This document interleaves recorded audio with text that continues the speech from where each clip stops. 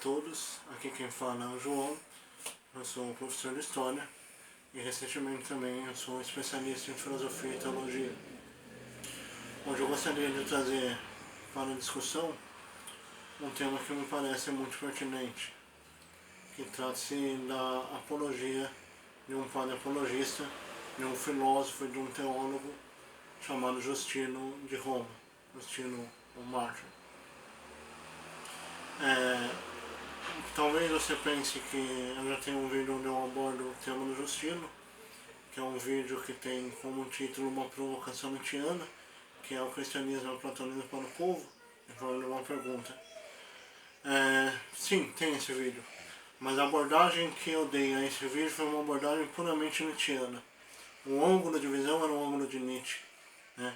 O que eu tenho por objetivo hoje?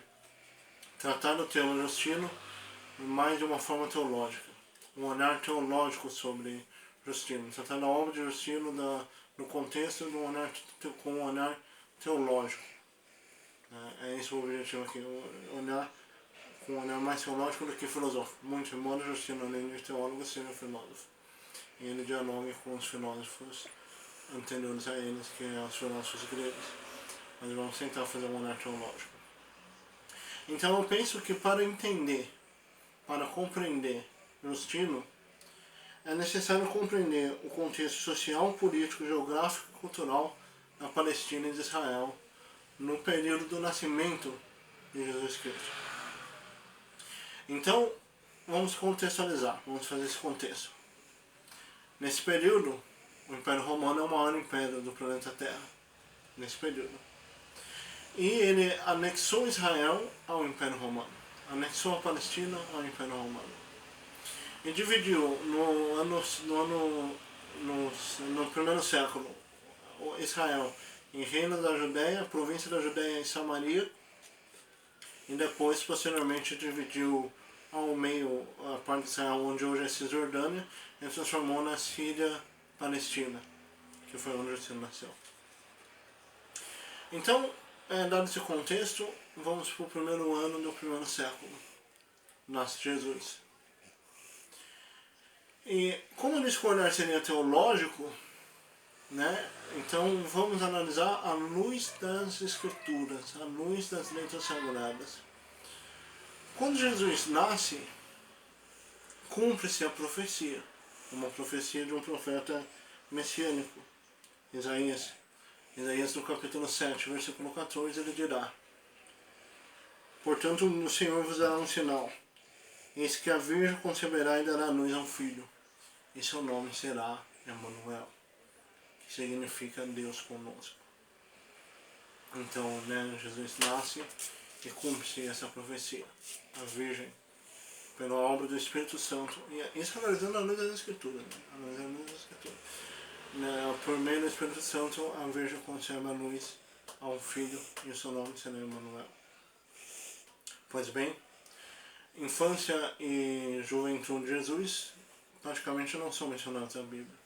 São mencionados em livros apócrifos, que são aqueles livros que não foram incluídos no canon da Bíblia.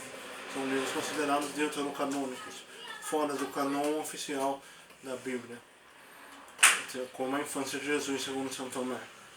Mas não é nosso objetivo falar dos livros apócrifos, e sim falar do canon bíblico, né, dos livros que estão na Bíblia. Então a infância de Jesus, pouca coisa se fala, a não ser um momento em Lucas 2:41, em que Jesus, com 12 anos, ele se perde no meio da festa, ele se perde ele se perde Maria de José, né? Se afasta de Maria de José. E quando Maria de José encontra ele, ele está no templo discutindo com os teólogos, com os doutores, os rabinos. Esse é o momento, praticamente o único momento que fala da infância e da juventude de Jesus na Bíblia. Depois aparece Jesus já com 30 anos. E Jesus com 30 anos, ele vai ao encontro de São João. Então cumpre-se outra profecia. A profecia de Isaías 43, que diz, Isaías 43, que diz: voz do que clama no deserto, preparai o caminho diante do Senhor. e João, que era primo de Jesus, vivia no deserto, se vestia de roupa de pele de camelo e se alimentava de gafanhoto e mel silvestre. E batizavam e pregavam. Batizavam e pregavam. Então, é claro, perguntavam a ele, tu és o Cristo? E ele dizia, não, não sou. O Cristo virá depois de mim. Virá um depois de mim que eu não sou digno de tirar a sandália dos seus pés. Eu, na verdade, vos batizo com água, mas depois virá um que vos batizará com fogo e Espírito Santo. Então, esse é um contexto, né, em que Jesus se dirige a São João. E São João batiza Jesus. Batiza Jesus. E no momento que ele é batizado, uma pomba desce sobre sua cabeça. Uma pomba branca.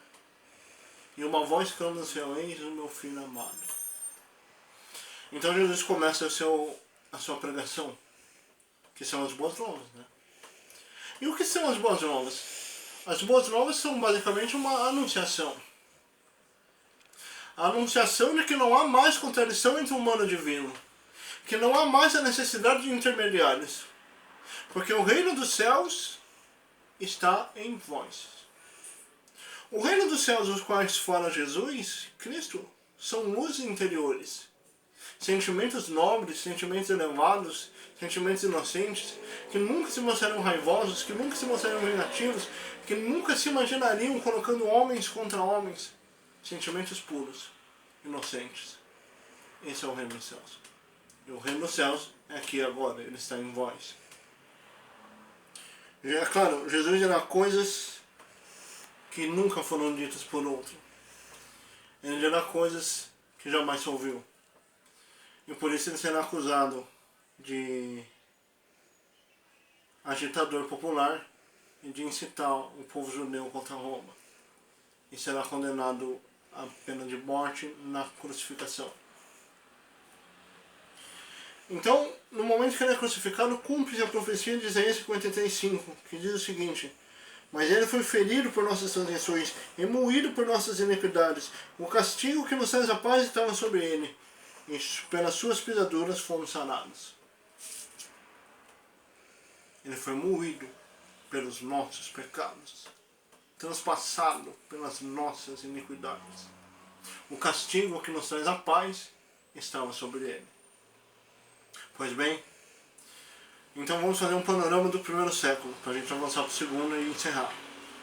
O panorama do primeiro século é o seguinte: os discípulos acreditavam que estavam vivendo o final dos tempos. Acreditavam que a pregação do Evangelho era essencial. Na verdade, eles queriam seguir o ID de Cristo, o ID por todo mundo, pregar o Evangelho a toda criatura. Então começa um jogo de xadrez complexo, que é evangelizar independente da nacionalidade. Não precisa mais ser judeu para ter a salvação, porque a salvação é para todos. Então, os discípulos saem desesperados, de certa forma, pelo mundo a proclamar o Evangelho, a proclamar o que disse Cristo. E é lógico, coisas que eles acrescentaram, né, que não convém aqui debater. Bom, eles acreditavam que estavam vivendo o final dos tempos. Bom, chegando no segundo século, percebendo que o mundo iria durar talvez um pouco mais do que eles imaginavam, os cristãos, eles veem a necessidade de formular uma teologia. Porque o cristianismo não nasce como um sistema pronto. Né? Não tem nada pronto. Então eles formulam uma teologia, e mais do que isso, formulam uma apologia. O que é apologia? É defesa da fé. Defesa da fé. Apologia é defesa da fé. Aí surge uma das figuras ilustres, que é Justino. Eu vou falar brevemente sobre Justino, que é o primordial. Justino, ele caracteriza o cristianismo como um humanismo cristão. Na verdade, ele vai frequentar a escola pitagórica, mas não vai se encontrar lá. Vai frequentar a escola estoica, mas também não vai se encontrar lá. Mas quando ele se relaciona com Platão, ele se encontra. E, na verdade, ele vai formular uma teoria muito interessante, que é a seguinte. Na verdade, ele quer responder a seguinte pergunta: se Jesus Cristo é a revelação de Deus ao homem, é o máximo, o ápice da revelação de Deus ao homem, como seriam julgados aqueles que viveram antes de Cristo?